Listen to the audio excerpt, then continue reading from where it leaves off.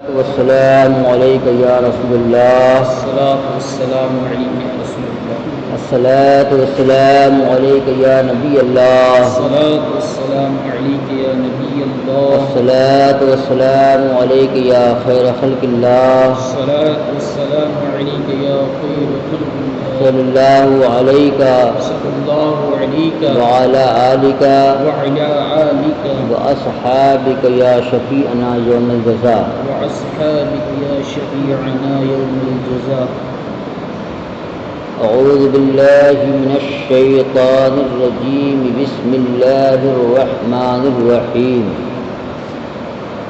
ولما وقع عليهم الرجز قالوا يا موسى ادع لنا ربك بما عهد عندك لئن كشفت عنا الرجز لنؤمنن لك ولنرسلن معك بني إسرائيل فلما كشفنا عنهم الرجز إلى أجل هم بالغوه إذا هم ينكثون فانتقمنا منهم فأغرقناهم في اليم بأنهم كذبوا بآياتنا وكانوا عنها غافلين. یہ نواں پارہ ہے، چھٹا رکوع، سورہ اعراف کی 134، 35، 36 نمبر کی آیت ہے۔ موسیٰ علیہ السلام اور آپ کی قوم سبتی حضرات اور فرعون اس کی قوم قبطیوں کا یہ تذکرہ چل رہا ہے کہ موسیٰ علیہ السلام نے اللہ کے حکم سے تبلیغ کیا، اور جب یہ لوگ ایمان نہیں لائے تو ان پر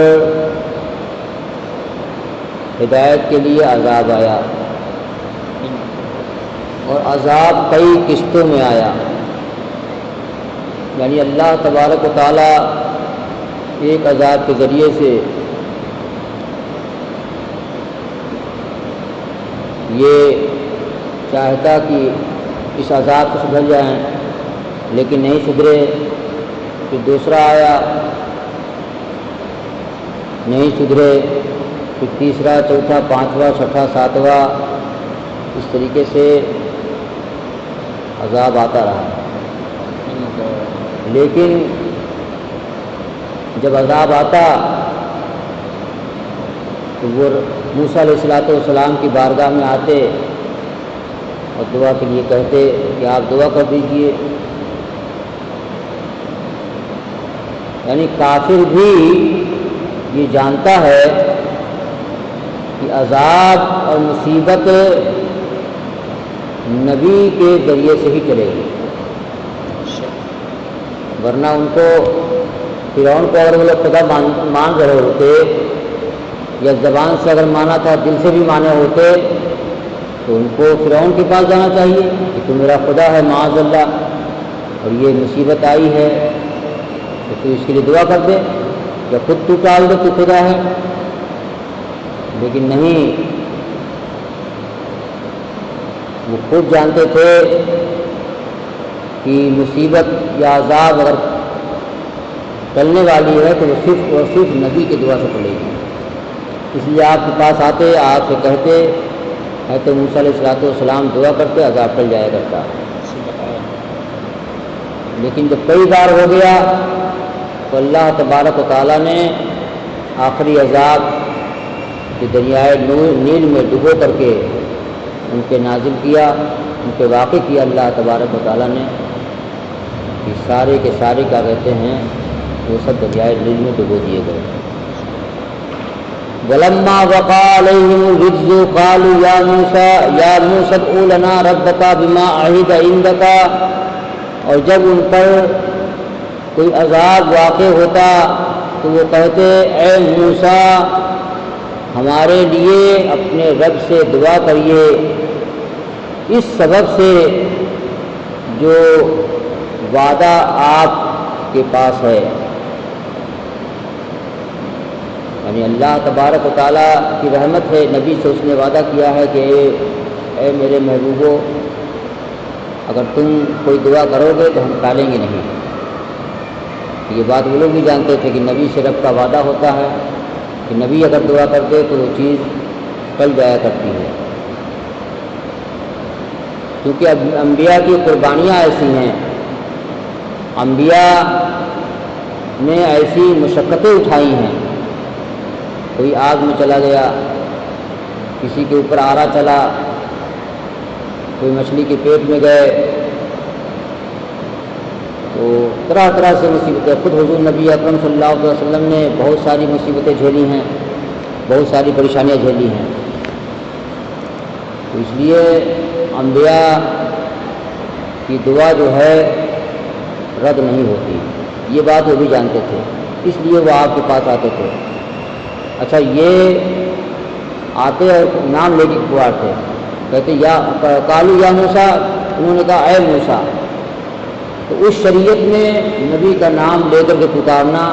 جائز تھا، اس لیے یہ سب نام لیتے تھے، ورنہ ہماری شریعت میں، اپنی شریعت میں حضور نبی اکرم صلی اللہ علیہ وسلم کا کہیں بھی نام لے کر کے نہیں بلایا گیا ہے۔ اور اب یہی ہوتا ہے کہ کسی بھی اپنے بڑے کو، چاہے وہ پیغمبر ہو یا ولی ہو یا صحابہ ہوں، تو ڈائریکٹ نام دے کر کے نہیں پکارتے، بلکہ کسی نہ کسی لقب سے اور کسی نہ کسی کا کہتے ہیں صفت سے بلایا جاتا ہے۔ حضور نبی اکرم صلی اللہ علیہ وسلم کو یا محمد کہنا جائز نہیں ہے، جب بھی آدمی کہے یا رسول اللہ کہہ سکتا ہے، یا رسول اللہ، یا نبی اللہ، یا حبیب اللہ، اے کالی کملی والے مصطفیٰ، یا مصطفیٰ، یا مصطفیٰ، یا محمد نہیں کہہ سکتے، لیکن پہلے کی شریعت میں تھا کہ نام لے کر کے لوگ بلایا کرتے تھے۔ تو قالوا یا موسیٰ، وہ لوگ کہتے اے موسیٰ ادعو لنا ربک، ہمارے لیے اپنے رب سے دعا کیجیے، بما عہد عندک، اس سبب سے کہ آپ سے وعدہ ہے، لئن کشفت عنا الرجز لنؤمنن لک، اگر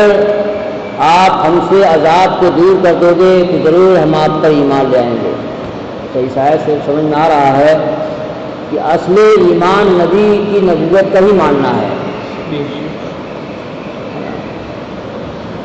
یہ نہیں کہہ رہے ہیں کہ عذاب دور ہو جائے گا تو ہم قیامت پہ ایمان لائیں گے، یا اللہ پر ایمان لائیں گے، یا آپ کی کتاب پر ایمان لائیں گے، یا فرشتے پر ایمان لائیں گے۔ اصل ایمان جو ہے نبی کو ہی تسلیم کر لینا اصل ایمان ہے، اس لیے جس نے نبی کو تسلیم کر لیا گویا اس نے اللہ کو بھی تسلیم کر لیا۔ نبی کو مان لینے کا مطلب یہ ہے کہ ساری چیز کو مان لے گا۔ ایک نبی کے ایمان اس بات کی دلیل ہو جائے گی کہ اس نے ساری چیز کو مانا ہے، اور اگر یہ کہہ دے کہ میں خدا پہ ایمان لایا، تو یہ کوئی ضروری نہیں ہے کہ نبی پہ بھی ایمان لایا ہے، صرف خدا پہ ایمان لانا کافی نہیں ہوگا، اس لیے کہ بہت سارے لوگ خدا کو مانتے ہیں لیکن نبی کہاں مانتے ہیں۔ آج ہی اسی دور میں بہت سے لوگ کہتے ہیں کہ ہاں ہم بھی مالک کو مانتے ہیں، ہم بھی مانتے ہیں، کوئی گاڈ کہتا ہے، کوئی ایشور کہتا ہے، کوئی بھگوان کہتا ہے نا، بہت سے لوگ ماننے والے ہیں، لیکن کافر ہیں۔ کیوں کافر ہیں؟ اس لیے کہ حضور نبی اکرم صلی اللہ علیہ وسلم کو نہیں مان رہے ہیں۔ تو نبی کو ماننے کے بعد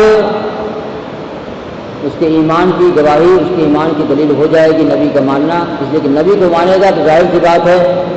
اس بات کو اس نے مان لیا کہ نبی بنایا کس نے؟ نبی اللہ ہی بناتا ہے، تو نبی کو ماننے کا مطلب اس نے اللہ کو ہی مانا ہے۔ تو اس لیے وہ ڈائریکٹ یہ کہہ رہے ہیں کہ اگر آپ ہم سے عذاب دور کر دیں گے تو ضرور ہم آپ پر ایمان لائیں گے۔ اچھا، ایک چیز یہ بھی دیکھنے کی سمجھنے کا ہے کہ عذاب دور کرنا اللہ کا کام ہے، لیکن یہ آیت بتا رہا ہے صاف طور سے کہ جو کام اللہ کے ہیں نبی بھی اللہ کی رحمت سے اس کام کو انجام دے سکتے ہیں۔ اسی طرح کہیں کہ کہ اگر تو مجھ سے عذاب کو دور کرو، لئن کشفت، اگر آپ دور کر دیں، انا ہم لوگوں سے، الرجز عذاب کو، اگر آپ ہم لوگوں سے عذاب کو دور کر دیں، کیونکہ عذاب دور کرنا تو اللہ کا کام ہے، عذاب دینا بھی اللہ کا کام ہے، دور بھی کرنا اللہ کا کام ہے، لیکن اس سے ثابت ہو گیا اس آیت سے کہ جو اللہ کا کام ہے وہ بھی کام نبی انجام دے سکتے ہیں اللہ کی مرضی سے، اور اگر یہ طاقت ہوتی نہیں تو وہ لوگ ڈائریکٹ آپ سے کہتے نہیں کہ آپ ہم سے عذاب دور کر دیں۔ اچھا کہا جب تو آپ نے دعا کر کے دور بھی کروا، آپ دعا کر کے دور بھی کروا دیتے تھے۔ لئن کشفت عنا الرجز، اگر آپ کیا کہتے ہیں ہم لوگوں سے عذاب کو دور فرما دیں تو لنؤمنن لک، ضرور ہم آپ پر ایمان لائیں گے، وَلَنُرْسِلَنَّ مَعَكَ بنی اسرائیل، اور ہم آپ کے ساتھ بنی اسرائیل کو چھوڑ دیں گے۔ یہی تو بات تھی، ایمان لے آؤ، بنی اسرائیل کو چھوڑ دو، ہم لوگوں کا جو آبائی وطن ہے فلسطین، ہم لوگ وہاں چلے جائیں،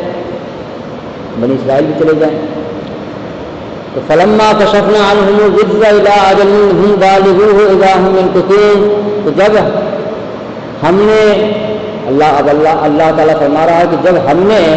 ان سے عذاب کو دور کر دیا، الی اجل ایک مدت تک، ہم بالغوه جس مدت کے بعد وہ وہاں تک پہنچنے ہی والے تھے، اذا هم ينكثون کہ اچانک وہ جو ہے روگردانی کر دیتے ہیں۔ موسیٰ علیہ السلام دعا کرتے اور اللہ تعالیٰ عذاب کو فرما رہا تو میں دور کر دیتا ایک مدت کے لیے، لیکن اللہ تو جان ہی رہا کہ یہ کیا کہتے ہیں ابھی توبہ کر رہے ہیں، ابھی کیا کہتے ہیں عذاب دور ہو رہا ہے، کل پھر نافرمانی کریں گے، تو ہم بھی ایک مدت تک کے لیے، کیونکہ نبی کی دعا ہوتی تو ہم اس کو دور کر دیتے، لیکن کچھ ہی دن کے بعد اذا هم ينكثون اچانک پھر جاتے، پھر بدل جاتے وہ۔ تو اسی طریقے سے کئی بار ہوا، وہ پیچھے گزر چکا ہے کہ 7 دن تک عذاب رہا، توبہ کیا تو مہینہ 2 مہینہ 4 مہینہ کیا کہتے ہیں، سال بھر تو کیا کہتے ہیں چلا، لیکن پھر کیا کہتے ہیں عذاب آیا، اس طریقے سے 5-6 بار آیا۔ تو اب اس کے بعد جو ہے جب حد سے زیادہ ہو گیا تو فانتقمنا منہم فاغرقناہم فی الیم، تو ہم نے ان سے انتقام لیا تو ہم نے انہیں دریا میں ڈبو دیا۔ حکم یہ ہوا، پہلے پارے میں بھی یہ گزر چکا ہے کہ موسیٰ علیہ السلام کو حکم ہوا کہ آپ راتوں رات یہاں سے نکل جائیے، تو 6 لاکھ اپنے قوم کے سبتیوں کو لے کر کے، بنی اسرائیلیوں کو لے کر کے آپ راتوں رات نکلے۔ اچھا یہ کیوں نکلنے کے لیے کہا گیا؟ اس لیے کہ اللہ تعالیٰ جس جگہ اس کے محبوب کی قبر ہوتی ہے وہاں پہ عذاب نہیں بھیجتا، تو چونکہ مصر میں حضرت یوسف علیہ السلام کے مزار تھا، اور بھی نبیوں کے مزار تھے وہاں پہ، اس لیے اللہ تبارک و تعالیٰ نے کیونکہ عذاب بھیجنا تھا، ان لوگوں کو کیا کہتے ہیں عذاب میں غرق کرنا تھا، تو حکم ہوا کہ یہاں سے نکل جائیے۔ جب وہاں پہنچے تو بحر قلزم، دریائے قلزم کے پاس، تب کیا کہتے ہیں وہ سب سارے ڈبو دیے گئے۔ فانتقمنا منہم فاغرقناہم فی الیم، تو ہم نے ان سے انتقام لیا تو ہم نے انہیں دریا میں یعنی دریائے قلزم میں ڈبو دیا، بأنہم کذبوا بآیاتنا، اس سبب سے کہ ان لوگوں نے ہماری نشانیوں کو جھٹلایا، وکانوا عنہا غافلین، اور وہ لوگ کیا کہتے ہیں غفلت میں پڑے رہے۔ غفلت یہ کیا کہتے ہیں اچانک کسی چیز سے غافل ہو جانا، یہ تو معاف ہوتا ہے، لیکن بالقصد غفلت یہ معاف نہیں ہوتا ہے۔ ہاں، فجر کی نماز ہے، آدمی سو گیا، آنکھ نہیں کھلی، یہ معاف ہو جائے گا، لیکن رات میں اگر وہ جگ رہا ہے تب نہیں معاف ہوگا، اس لیے کہ اس کو معلوم ہے کہ ہم رات میں جگ رہے ہیں تو صبح اٹھنے میں دقت ہوگی، یہ بالقصد غفلت ہوا۔ اور اگر سویا ٹائم سے اور اس کے بعد آنکھ نہیں کھلی تو ایسا صحابہ کے ساتھ بھی ہوا ہے کہ ٹائم سے سوئے، کسی وجہ سے وہ کیا کہتے ہیں آنکھ نہیں کھلی اور پتہ چلا سورج نکل آیا تو اسی وقت نماز پڑھ لے گا، ثواب پورا مل جائے گا۔ لیکن اگر وہ رات میں جگتا رہا اور اس کو معلوم ہے اور اس سے پہلے ہو چکا ہے کہ رات میں جگنے کی وجہ سے کیا کہتے ہیں وہ ہماری نماز چھوٹ جاتی ہے، تو اب وہ جاگنا بھی کیا کہتے ہیں گناہ ہے اور اس کی وجہ سے بھی نماز چھوٹی ہے، وہ کیا کہتے ہیں یہ بالقصد غفلت مانا جائے گا۔ تو یہ لوگ جو غافل ہے، یہ غفلت جو ہے یہ کوئی اتفاقیہ نہیں تھی، بلکہ یہ بالقصد یہ لوگ غفلت اختیار کیے ہوئے تھے۔ اب اس وجہ سے کیا کہتے ہیں اللہ تبارک و تعالیٰ کسی کو معاف نہیں کرتا ہے۔ تو اب یہ لوگ جو ہے پکڑے گئے اور ایسا پکڑے گئے کہ پورے کے پورے کیا کہتے ہیں دریائے نیل میں ڈبو دیے گئے، اور یہاں تک کہ وہ آخری وقت میں ایمان بھی لے آیا، کلمہ بھی پڑھا، تو وہ 6 مرتبہ جو عذاب آیا تھا اس کو ٹال دیا گیا۔ اس کی وجہ یہ تھی کہ اس وقت آپ کی بد دعا نہیں ہوئی تھی، لیکن اس مرتبہ کیا کہتے ہیں کلمہ پڑھنے کے بعد بھی نہیں چھٹکارا پایا وہ۔ اس کی وجہ یہ تھی کہ حضرت موسیٰ علیہ السلام نے بد دعا کر دیا۔ نبی کے بد دعا کے بعد پھر آدمی بچ نہیں پاتا ہے، چاہے وہ کچھ بھی کر لے، کچھ بھی کیا کہتے ہیں وہ ایڑی رگڑے اور کیا کہتے ہیں زبان سے کلمے کا اقرار کرے۔ تو اس بار وہ کلمہ ہی پڑھ رہا ہے ڈوبتے وقت، لیکن چونکہ آپ بد دعا کر چکے تھے، اب اللہ تبارک و تعالیٰ اس کے بعد جو ہے ان لوگوں کو چھوٹ نہیں دیا اور سارے کے سارے ڈبو دیے گئے۔ درود شریف پڑھیے، اللہم صلی علی سیدنا و شفیعنا و حبیبنا مولانا